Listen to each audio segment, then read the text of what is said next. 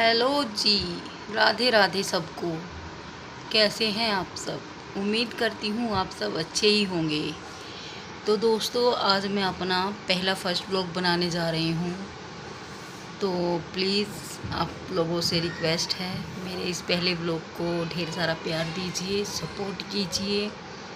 और तो आप लोग समझदार हैं ही। बस इस व्लॉग में मैं कुछ अपने बारे में बताना चाहूँगी आपको। मैं एक मिडिल क्लास फैमिली से हूँ। मेरे हस्बैंड पे एक केस चल रहा है, वो फ़िलहाल मेरे साथ नहीं हैं।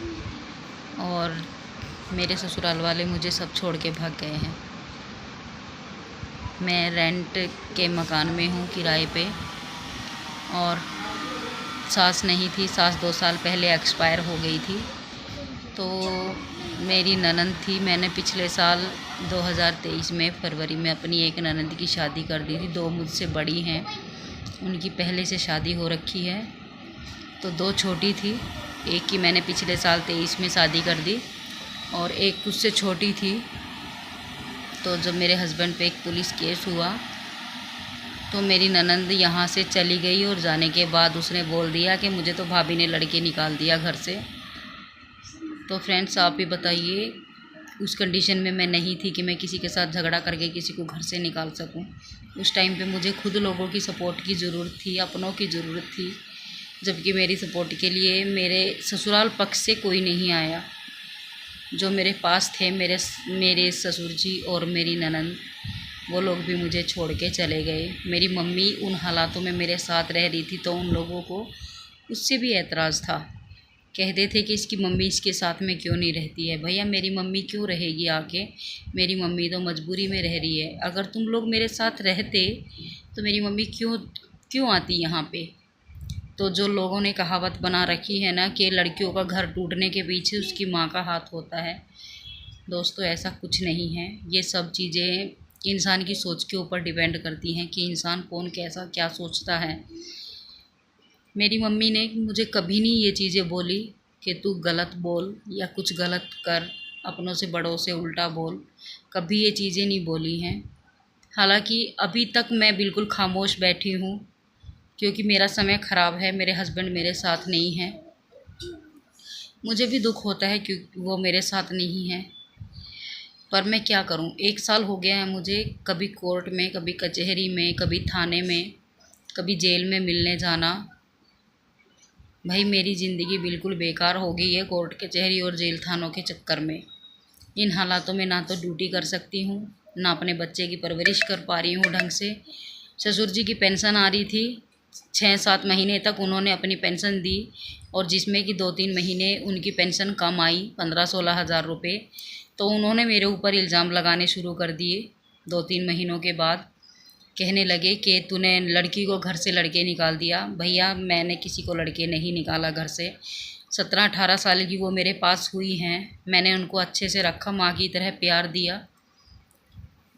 इतना प्यार करने का यही रिज़ल्ट है कि भाई सारी बुराइयां आज मेरे सर पे हैं। मेरी सास एक्सपायर हुई थी 2021 कोरोना में। इन लोगों ने बोला कि तेरी सास भी तूने ही मारी है। हालांकि वो गांव में जाके एक्सपायर हुई थी, मैं तो यहाँ थी अपने रूम पे। और मम्मी गई थी गांव शादी के लिए। मेरी इनके चाचा की लड़की की शादी थी, वो लोग गांव गए थे। सुबह गए और शाम को मम्मी का मेजर अटैक हुआ और मम्मी की डेथ हो गई। तो उसमें भैया मेरी क्या गलती है? इन लोगों ने मतलब पूरा इल्ज़ाम लड़की को निकाल दिया। घर में अगर इनका 500 रुपया कहीं इन्होंने गिर दिया ससुर जी ने, तो आके मुझसे लड़ते हैं, कहते हैं तूने मेरा पैसा निकाल लिया। और एटीएम कहीं इन्होंने गिरा दिया अपना, तो कहते हैं कि तूने चोरी कर लिया। मतलब मेरी शादी को 13 साल होके 14वीं साल चल रही है। 10-12 साल पहले मेरे अंदर कोई कमी नहीं थी। इनके रिश्तेदार लोग सब मुझसे यही कहते थे कि तेरे गांव से रिश्ता करवा दे, तेरे जैसी बहू चाहिए हमें तो ऐसी ही चाहिए, हमारे लड़कों का भी वहीं से करवा दे, तेरे गांव में क्या लड़कियां नहीं हैं? भाई शुक्र है मैंने अपने गांव से किसी का रिश्ता नहीं करवाया इनकी रिश्तेदारी में। नहीं तो लोगों की औकात देखो, यहाँ मेरे को 12-13 साल के बाद पता चल रही है। पर जब से मेरे हस्बैंड मेरे साथ नहीं है ना, इन लोगों ने मेरे साथ करने में कोई कमी नहीं छोड़ी है। क्या बताऊँ मैं, आप क्या क्या सुनेंगे इन लोगों ने जो मेरे साथ किया है। कोई इल्ज़ाम ऐसा नहीं है। लास्ट में ये लोग कुछ नहीं कर सके, इन्होंने मुझे यहाँ तक बोल दिया कि तू कमरा छोड़ जा यहाँ से। हालांकि इनकी कोई ना ज़मीन है ना कोई प्रॉपर्टी है, और मेरे ससुर जी रेलवे से रिटायर्ड हैं, अच्छी खासी पोस्ट पे थे, रेलवे की पेंशन ले रहे हैं। मेरी पेंशन खा गई, मेरे घर का नाश कर दिया।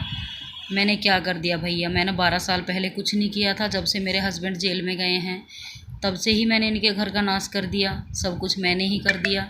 12 साल पहले अगर मुझे नाश करना होता तो क्या मैं 12 साल तक वेट करती इनके घर में? मैं आते ही कर देती नाश। देखिए, कोई भी लड़की ऐसी नहीं है कि कोई अपने मायके से ये सीख के आए कि वो अपने घर में ससुराल में जाते ही किसी को बदतमीज़ी से बोले। शायद ही कोई ऐसी होगी जो बदतमीज़ी से बोलती होगी, मेरे हिसाब से तो कोई शायद नहीं होती होगी। तो बस क्या करें, इन लोगों ने मतलब अपने आप से इतनी बातें बना दी। लास्ट में इन लोगों के पास कोई ऑप्शन नहीं बचा, तो इन लोगों ने, कहते हैं ना कि जब लेडीज़ अकेली सफ़र करती है और सब कुछ वो थाम लेती है अपने आप से, उसको ये पता होता है कि तेरी सपोर्ट के लिए कोई नहीं आने वाला। तो इन लोगों ने लास्ट में सबसे घटिया चीज़ जो होती है, इन्होंने मेरे चरित्र पे उंगली उठानी शुरू कर दी। मैं मेरे हस्बैंड से मिलने के लिए यहाँ से निकलती हूँ सुबह 6:30-7 बजे के आसपास, और मेरे को घर वापस आते आते उनसे मिलने के बाद जेल से 2:30-3 बज जाता है। तो इन लोगों ने मुझसे कहा कि तू सुबह निकल के जाती है, पूरा दिन कहाँ रहती है, क्या करती है, हमें क्या पता। मतलब इनका कहने का ये हो गया कि सीधी सी बात है भाई, तू गलत है। तो दोस्तों ये बताइए कि मैं अपने हस्बैंड के लिए 1 साल से लड़ रही हूँ। इनकी 4 बहनें हैं, इन लोगों ने छोटे वाली ननद जो चली गई उसकी शादी कर दी। मुझे नहीं बुलाया, मेरे हस्बैंड को नहीं बताया। कम से कम इतना तो वेट कर ही सकते थे कि भाई ये जेल से आज नहीं तो कल आएंगे ही निकल के, पर इन लोगों ने कुछ नहीं किया, ना मुझे बताया। मुझे लड़की की शादी के 5 महीने बाद खबर मिली है कि इन लोगों ने उसकी शादी कर दी, और जब मुझे पता चल गई उसके बाद फिर इन लोगों ने स्टेटस पे, वीडियो पे, इंस्टा पे, सब जगह लड़की की और उनकी शादी की फ़ोटो वोटो लगानी शुरू कर दी। भैया उससे पहले क्या मैंने मना किया था इन लोगों को फ़ोटो वोटो लगाने के लिए? आप ही बताइए। मतलब इन लोगों ने इतना घटियापन, इतना वो दिखा दिया ना मेरे साथ। और अब तो 3 महीने से ऐसा हो गया है कि यहाँ से चले गए हैं मेरे ससुर जी। पहले गांव में थे, 1 महीना गांव में रहे, और अब बड़ी दीदी के पास हैं, ननंद के पास, मेरठ में जो रहती हैं, सिशोली में। अब उनके यहाँ पे हैं। 3 महीने से मैं मकान में, किराए वाले मकान में हूँ। ना तो ये मुझे रेंट दे रहे हैं, किराए के लिए पैसा दे रहे हैं, ना ये मेरा खर्चा पानी भेज रहे हैं। जो भी कुछ कर रहे हैं मेरे मायके वाले कर रहे हैं। आप लोग बताइए दोस्तों कि इस कंडीशन में अगर मेरे मायके वाले भी मुझे सपोर्ट ना करते तो मैं कहाँ जाती? मैं किसकी ज़िम्मेवारी हूँ? हस्बैंड मेरे साथ है नहीं, किसकी ज़िम्मेवारी हूँ मैं? ससुराल वालों की ना। फिर चाहे वो ननंद हो, ससुर हो, कोई भी हो। पापा की पेंशन आती थी, हाँ मैं निकलवाती थी इनकी पेंशन, तो ये मेरे से हिसाब मांगते थे पेंशन का, जिसमें मैंने वकील को भी देना था। आने जाने में मेरा किराया भाड़ा भी लग रहा था, घर में राशन पानी मैं सब देख रही थी, और जेल में इनको भी मैं हफ्ते में 1000 रुपये, 500 रुपये मैं इनको भी दे के आ रही थी। और बीच में 3 महीने के लिए इनकी पेंशन बिल्कुल 15-16 हज़ार ही आए हैं। तो उसमें मैंने क्या गलत कर दिया दोस्तों? प्लीज़ आप बताओ, कमेंट करके बताना कि मैं कहाँ गलत हूँ। मैंने बिल्कुल ईमानदारी से अपना रिश्ता निभाया है और निभा रही हूँ, अभी तक निभा रही हूँ। किराए के मकान में 3 महीने से 3 महीने से क्या 30,000, 1 साल भर में 30,000 रुपया मकान का किराया गया है। अब आप बताइए, मेरा साल भर से मकान का किराया 40-45 हज़ार रुपया पड़ा है पूरा, मैं कहाँ से दूँ किराए का मकान का किराया? मेरे हस्बैंड की बेल मैंने 4-5 बार लगवा दी है, डिसमिस हो गई हैं। अब लगवा रखी है बेल, देखते हैं कब सुनवाई होगी, कब फैसला होगा, कब ये वापस आएंगे। इनके आने के बाद चीज़ें थोड़ी ठीक होंगी, क्योंकि जिन लोगों से पैसा ले रखा है, जिन लोगों का पहले ले रखा था, जिनसे अब उठाया है मैंने पैसा कर्ज, तो वो लोग इसीलिए चुप बैठे हैं क्योंकि मैं अभी अकेली लेडीज़ हूँ। मैं कहाँ से लाऊंगी सबके लिए पैसा? पर जिस टाइम ये बाहर आएंगे लोगों को ये हो जाएगा कि भाई चलो ये बाहर आ गया है, पैसा लो। पर ये बाहर आए तो सही। मैं तो अपना रिश्ता ईमानदारी से निभा रही हूँ। मैं एक पत्नी होके अपने 7 फेरों का पूरे वचन निभा रही हूँ। मैं इनके लिए खड़ी हूँ, स्टैंड लिए खड़ी हूँ। इन्हीं के चक्कर में मैं सबसे बुरी हो गई हूँ। मेरी ननंद मेरे से बात नहीं करती हैं, 1 साल हो गया है। ना रक्षाबंधन पे आई, ना किसी त्यौहार पे आई। अब ससुर जी 3 महीने से यहाँ से जा चुके हैं। मेरे पास एक फूटी कौड़ी नहीं है। मैं घर का सामान फ्रिज बेच के कभी कुछ बेचती हूँ, कभी कुछ बेचती हूँ, तो मैं अपने खाने का, अपने बेटे का अपना खर्चा उठा रही हूँ। मेरा बेटा साल भर से स्कूल नहीं जा रहा है। मैं क्या करूँ? ये लोग मुझसे कहते हैं कि बेटा भी तेरी वजह से ही घर बैठा है। अब आप लोग एक बात बताइए कि इतनी बेवकूफ़ कोई लेडीज़ होगी जो जानबूझ के अपने बच्चे का भविष्य ख़राब करेगी? वो जानबूझ के अपने बच्चे को घर पे बिठा के रखेगी? शायद ही कोई माँ ऐसी होगी जो जानबूझ के अपने बच्चे को ऐसे घर पे बिठा के रखेगी। मेरी मजबूरी है, मैं अपने बच्चे को नहीं पढ़ा सकती आगे, क्योंकि मेरे पास खाने तक के पैसे नहीं हैं। मैं कहाँ से दूँ? पर देखती हूँ मेरा भगवान, मेरा मालिक मेरे साथ है, आप लोगों का प्यार है, इसीलिए मैंने वीडियो बनाना शुरू किया। इन लोगों को मेरी वीडियो बनाने से भी ऐतराज़ है। कहते हैं तेरी वीडियो कहाँ कहाँ तक जाती है, लोग सब देखते हैं। भैया मैं खाली अकेली वीडियो नहीं बनाती, मेरी ननंद की लड़कियाँ, मेरी छोटी दोनों नंदे, सब लोग वीडियो बनाते हैं। ऐसा कोई नहीं है कि कोई वीडियो नहीं बनाता है, सब बनाते हैं वीडियो। पर पता नहीं क्यों लड़कियों के लिए माँ बाप शेर बन जाते हैं और बहू के लिए वही माँ बाप कुत्ते क्यों बन जाते हैं, सास ससुर।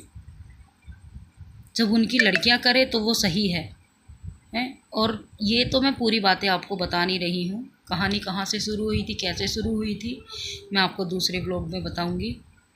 फ़िलहाल के लिए यही है कि बस आप लोग मुझे सपोर्ट कीजिए। मैं आपको अपने बारे में एक A to Z शुरू से आखिर तक की सारी बातें बताऊंगी। कहाँ से कितनी बातें बिगड़ी और क्या कुछ हुआ, तो मैं आपको नेक्स्ट व्लॉग में ज़रूर बताऊंगी। तो आप लोगों से मेरी रिक्वेस्ट है, प्लीज़ प्लीज़ प्लीज़ मेरे इस ब्लॉग को आप ढेर सारा प्यार दीजिए, मुझे सपोर्ट कीजिए। देखिए आप लोगों के प्यार, आप लोगों के सपोर्ट के बिना मैं कुछ नहीं कर सकती हूँ।